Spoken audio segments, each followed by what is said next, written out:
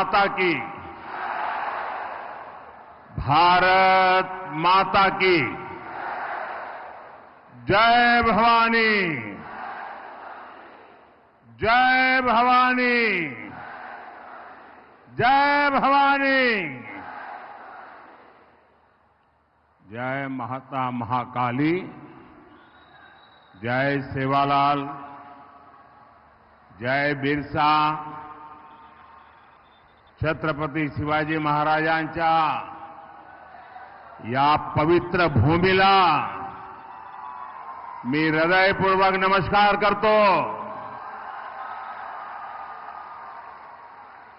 स्वराज्य आजची राजधानीतील रायगड वासियांना माझा नमस्कार.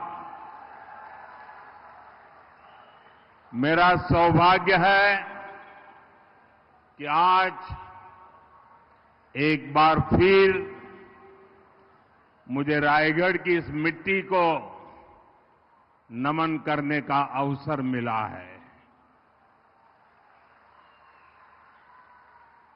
रायगढ़ से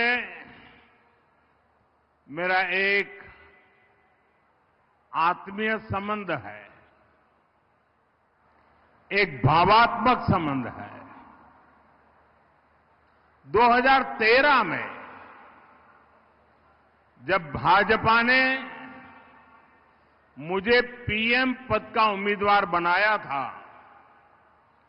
तब मैंने रायगढ़ किले में छत्रपति शिवाजी महाराज की समाधि पर जाकर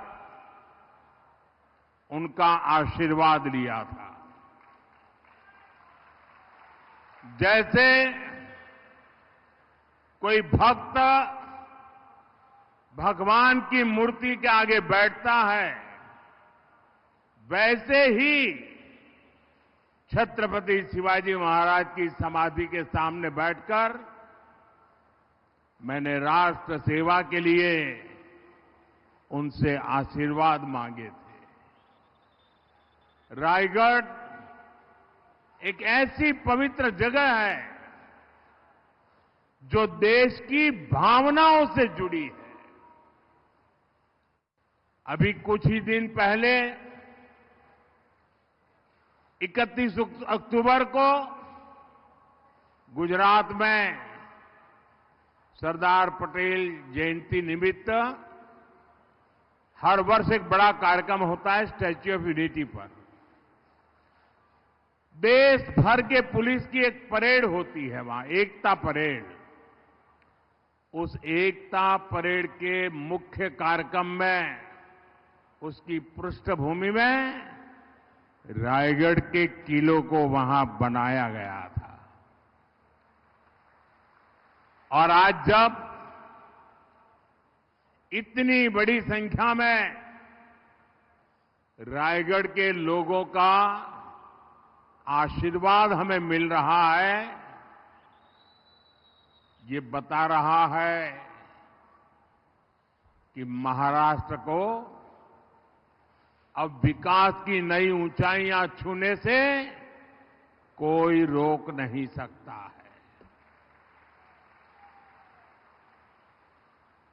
साथियों, एक प्रकार से ये शहरी क्षेत्र बन गया है और शहरी क्षेत्र में दोपहर को 3 बजे 2 बजे से लोगों का आना और इतनी बड़ी विराट रैली करना, मेरी नजर जहां पहुंचती है ऐसा लग रहा है जैसे केसरिया समंदर लहरा रहा है.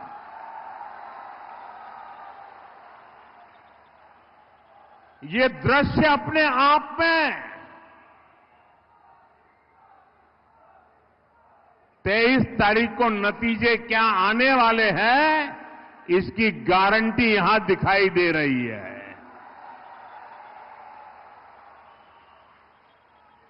आज महाराष्ट्र के कोने कोने से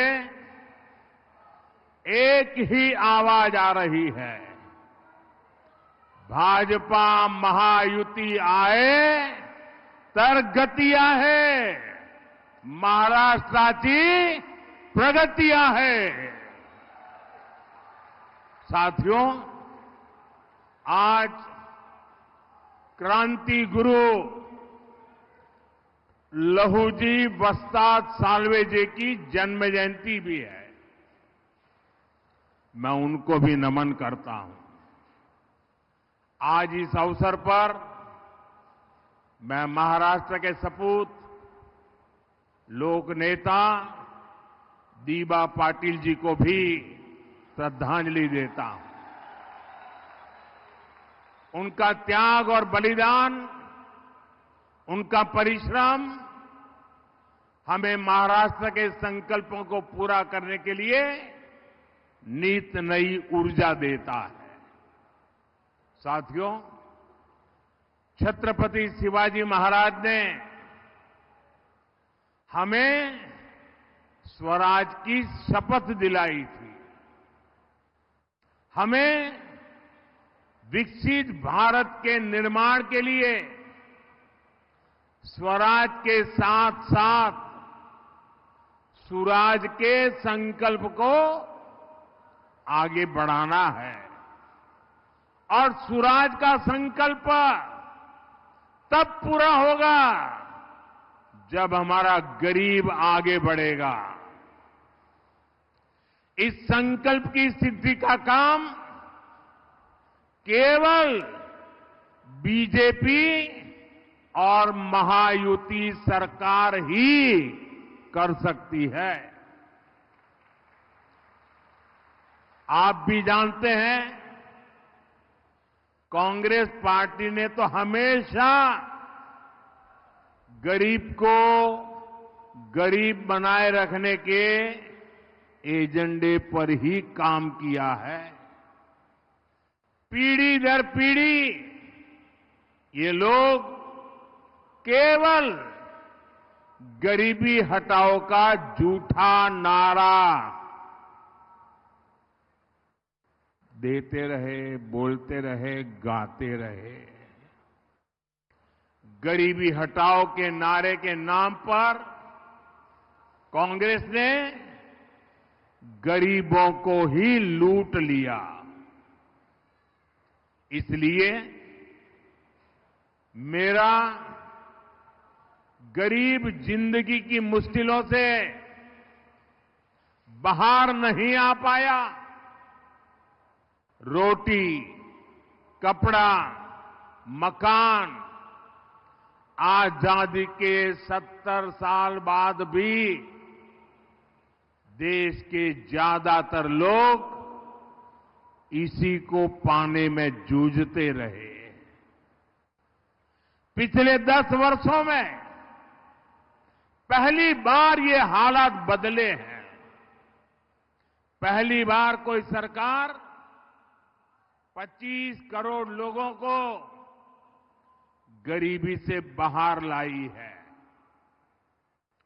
हमने 4 करोड़ बेघर लोगों को पहली बार पक्के मकान का सुख दिया, सुरक्षा दी।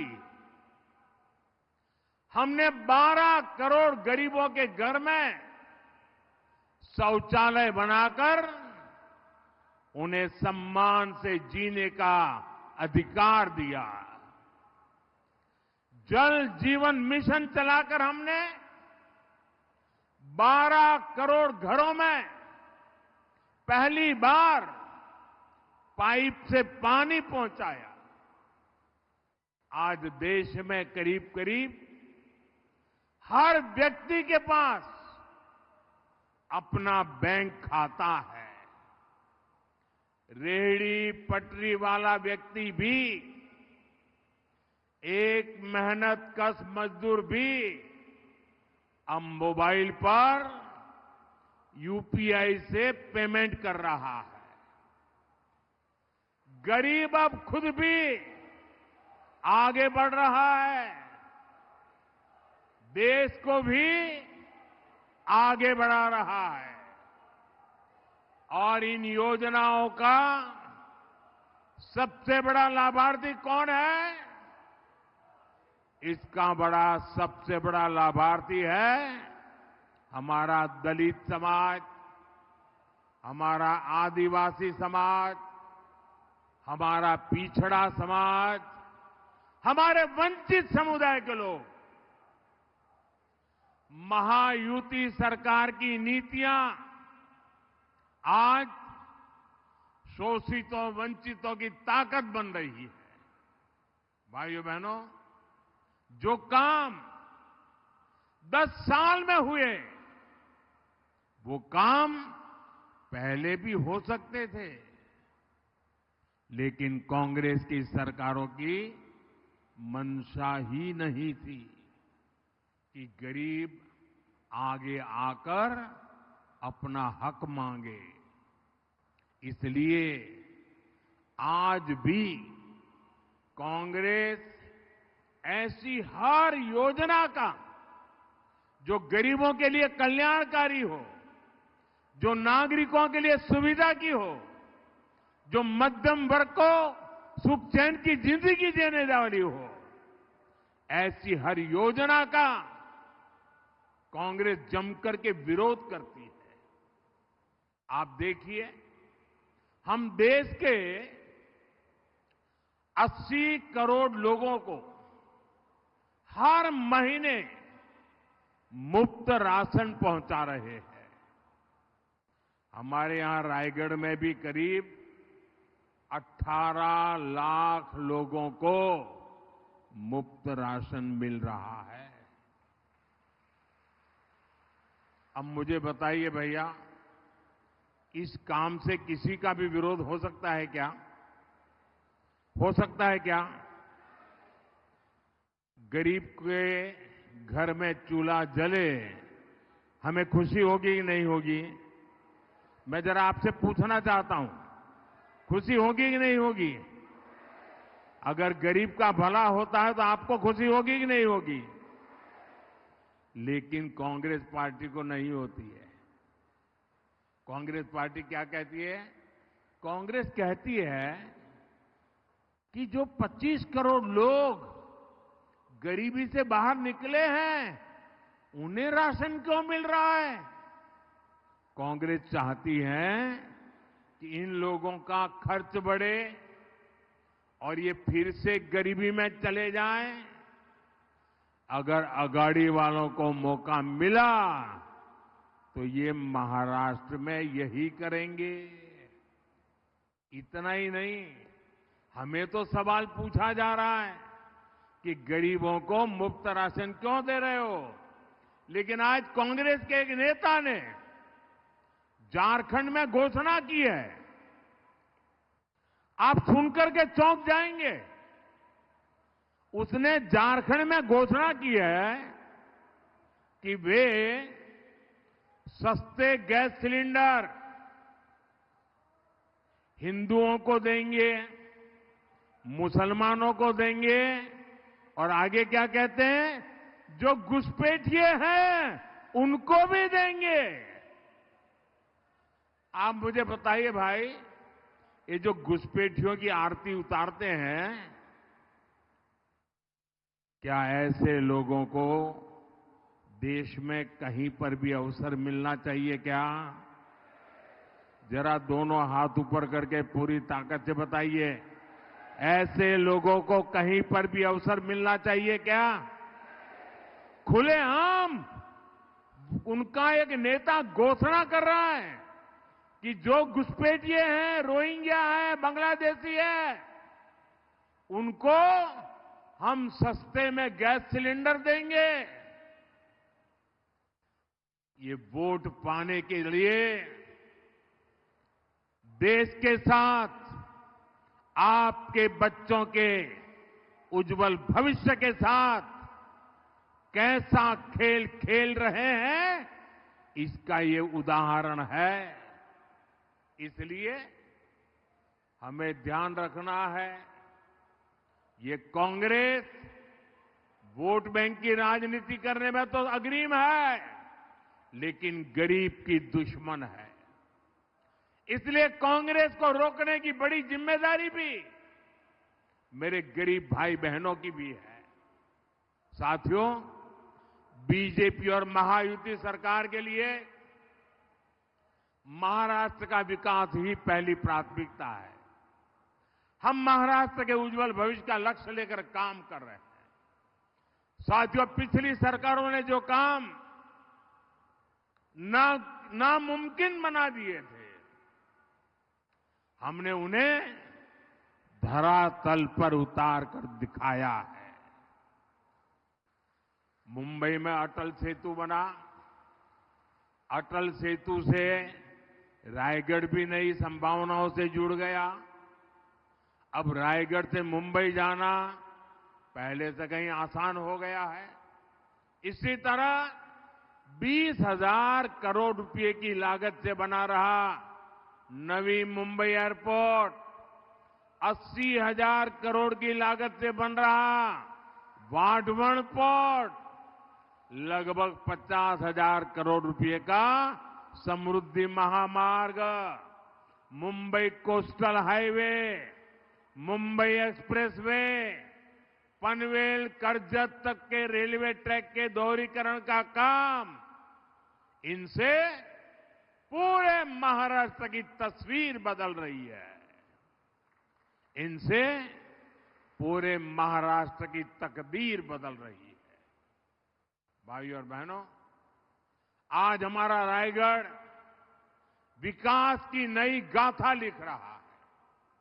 आप देखिए, तालोजान में 30,000 करोड़ की लागत से डेटा सेंटर पार्क एशिया का दूसरा सबसे बड़ा पार्क बन रहा है। रायगढ़ पनवेल आने वाले दिनों में डेटा और एआई का, आर्टिफिशियल इंटेलिजेंस का बहुत बड़ा केंद्र बनने वाला है। कलम्बोल में सेंटर ऑफ एक्सेलेंसी बनाया जा रहा है। यहां स्किल यूनिवर्सिटी भी खुल रही है।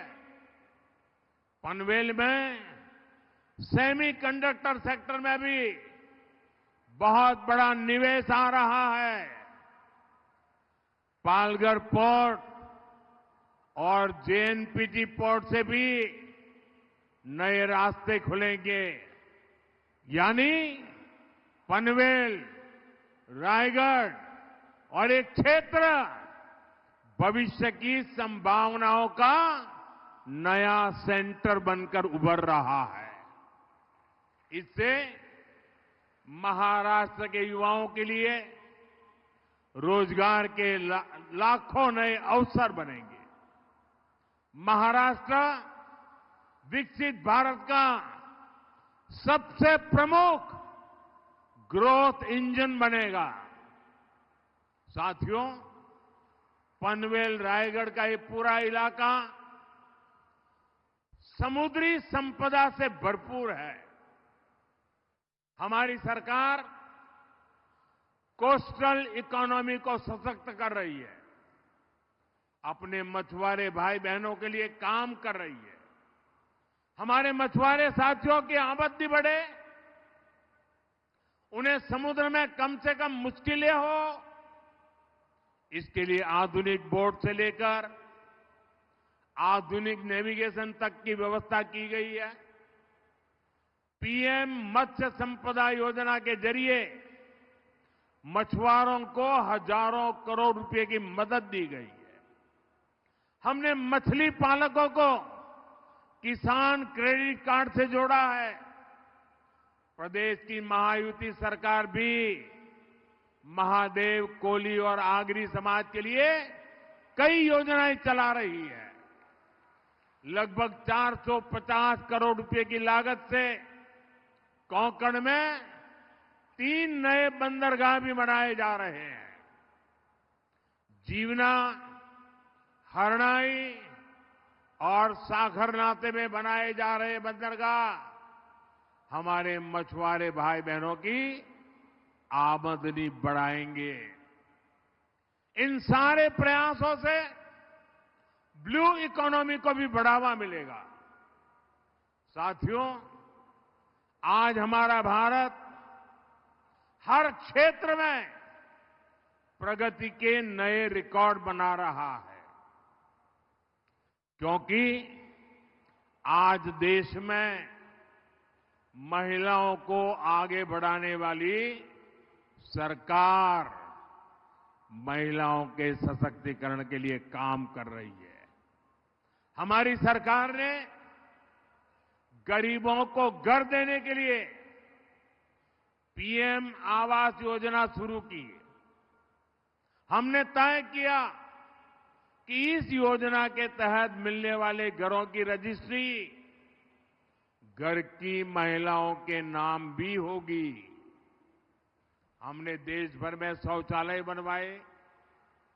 ये कांग्रेस वाले उसका मजाक उड़ाते थे, लेकिन आज वही शौचालय करोड़ों माताओं बहनों के लिए इज्जत घर का काम कर रहा है, और उत्तर प्रदेश में तो उसको इज्जत घर के नाम से जाना जाता है। साथियों, हमारी बहनें देश की आर्थिक प्रगति को गति दे रही है। केंद्र सरकार की मुद्रा लोन योजना का लाभ भी करोड़ों महिलाओं को मिल रहा है। अब हम 3 करोड़ महिलाओं को लखपति दीदी बनाने की योजना पर काम कर रहे हैं।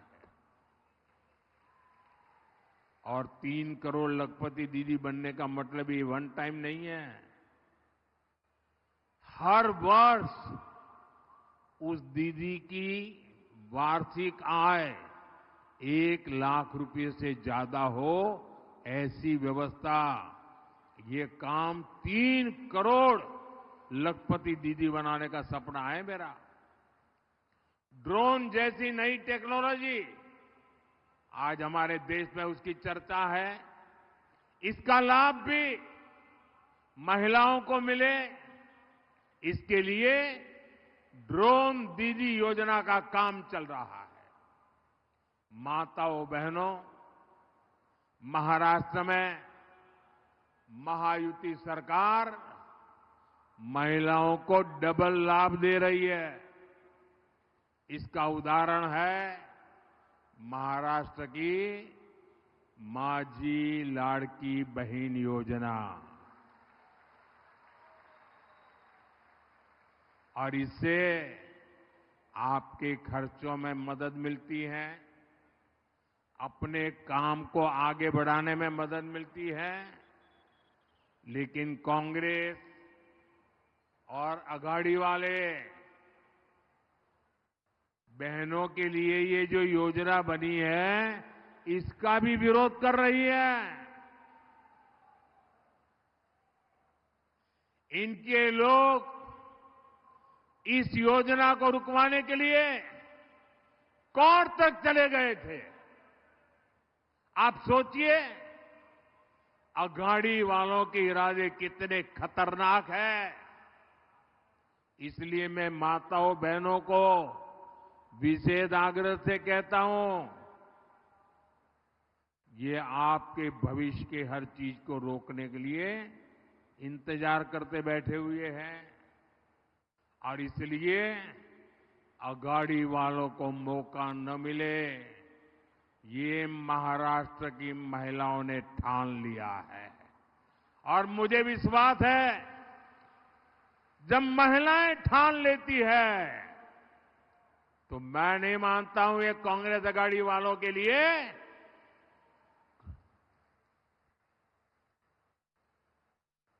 किसी के दरवाजे तक पहुंचने की हिम्मत रहेगी। साथियों, देश अब कांग्रेस की सच्चाई को भली भांति जान चुका है। इसलिए अब ज्यादातर राज्य में कांग्रेस का वजूद तक खतरे में है। कांग्रेस अपना वजूद बचाने के लिए, सत्ता पाने के लिए कुछ भी करेगी। इसलिए कांग्रेस पार्टी अब समाज में जहर घोलने पर उतर आई है। इन्हें सबसे ज्यादा खतरा एसटी, एससी, ओबीसी के ताकतवर होने से, उनके आगे बढ़ने से कांग्रेस कांप जाती है, गुस्से में आ जाती है। कांग्रेस की मंशा है दलित, आदिवासी, पिछड़ा, जो आज उसकी एक पहचान बनी है, संगठित ताकत बनी है, वो जातियों में बिखर जाए, जाति जाति के बीच टक्कर शुरू हो जाए और ओबीसी कमजोर हो जाए, एसटी कमजोर हो जाए, एससी कमजोर हो जाए और कांग्रेस फिर से पुराने जमाने की तरह अपनी जड़ें जमा ले। दलित, पिछड़ा, आदिवासी आपस में अगर एक नहीं रहेंगे, अगर कांग्रेस की ये झूठी बातों में भ्रमित हो गए तो कांग्रेस इन सभी समाजों को तोड़ करके, बिखेर के दे करके वो सत्ता पाने का मौका ढूंढ लेगी। और इनके शहजादे ये विदेश में जाके कह चुके हैं कि उन्हें मौका मिला तो वो आरक्षण को भी खत्म कर देंगे। इसलिए आज कांग्रेस एसटी, एससी, ओबीसी की एकता को, उनकी एकजुटता को तोड़ने में जुटी है। कांग्रेस चाहती है एसटी की जातियां आपस में लड़े, कांग्रेस चाहती है एससी की जातियां आपस में झगड़ा करें, कांग्रेस चाहती है ओबीसी जातियों में आपस में टकराव हो जाए। इसलिए कांग्रेस आगरी जाति को उनको माली से लड़वाना चाहते हैं। ये लोग तांडेल जाति को कुंभार से लड़वाने के एजेंडा पर काम कर रहे हैं। हर समाज में भी ये जाति के आधार पर विद्वेष पैदा करना चाहते। मेरे प्यारे भाई बहनों, हमें इस षड्यंत्र से सावधान रहना है और हमें याद रखना है, हम एक हैं तो सेफ है। हम एक हैं तो दोनों हाथ ऊपर करके पूरी ताकत से बोलिए ताकि समाज को तोड़ने वालों की नींद हराम हो जाए। हम एक हैं तो, हम एक हैं तो, हम एक हैं तो। साथियों, आप इस चुनाव में केवल अपना विधायक नहीं चुनेंगे, बल्कि आप महाराष्ट्र का भविष्य भी तय करेंगे। महाराष्ट्र का भविष्य महायुति सरकार के हाथों में सुरक्षित है। महायुतीचीच सरकार पाहिजे। आप इतनी बड़ी तादाद में आए, हमें आशीर्वाद दिया, मैं आपका हृदय से बहुत बहुत आभार व्यक्त करता हूं। मेरे साथ दोनों हाथ ऊपर करके पूरी ताकत से बोलिए, भारत माता की, भारत माता की, भारत माता की। बहुत बहुत धन्यवाद।